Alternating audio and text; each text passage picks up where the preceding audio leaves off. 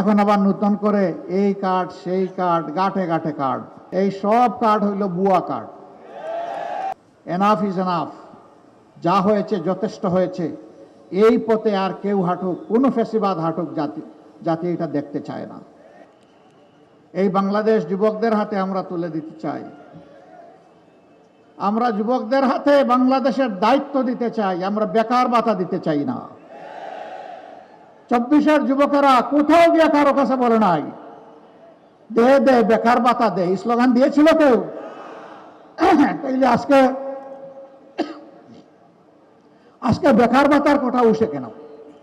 আমি মনে করি যেই সন্তানেরা সেদিন চিৎকার দিয়ে বলেছিল আমাদের অধিকার দাও, আমাদের হাতে আমাদের ন্যায্য কাজ তুলে দাও, তাদেরকে বেকার ভাতা কথা বলার মানেই হচ্ছে যুব সমাজকে অপমান করা।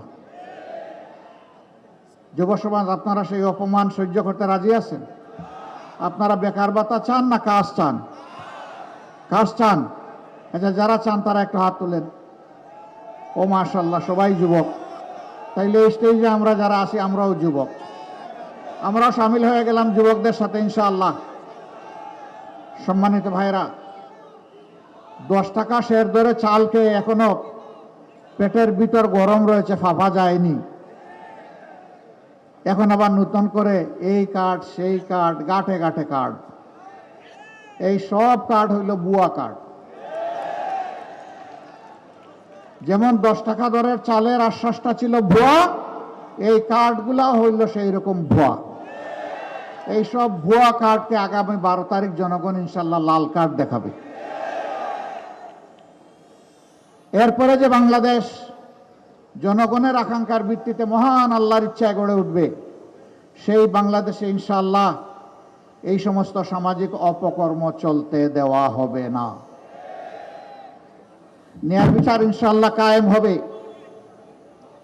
বিচার এক একজনের জন্য এক এক রকম হবে না।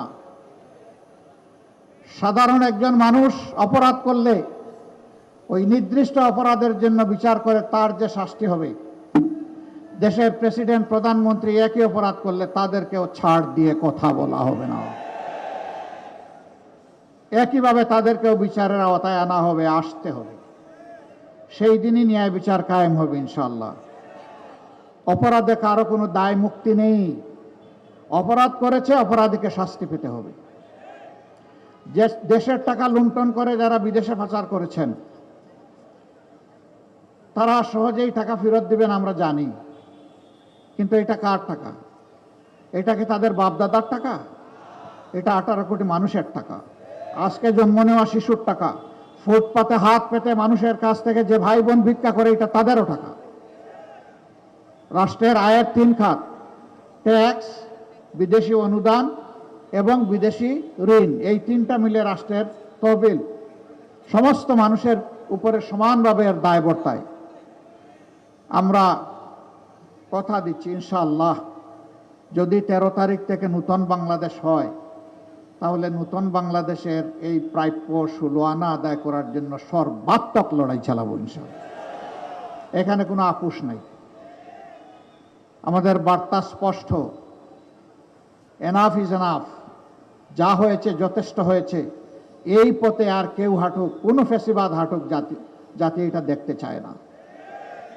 আমরা মিথ্যা কোনো আশ্বাস জাতিকে দেব না, কিন্তু একটা কথা আল্লাহ তাআলাকে সাক্ষী রেখে বলবো, বাংলাদেশের মানুষের জীবন, সম্পদ এবং ইজ্জত, এই 3টার হবো ইনশাআল্লাহ আমরা পাহারাদার।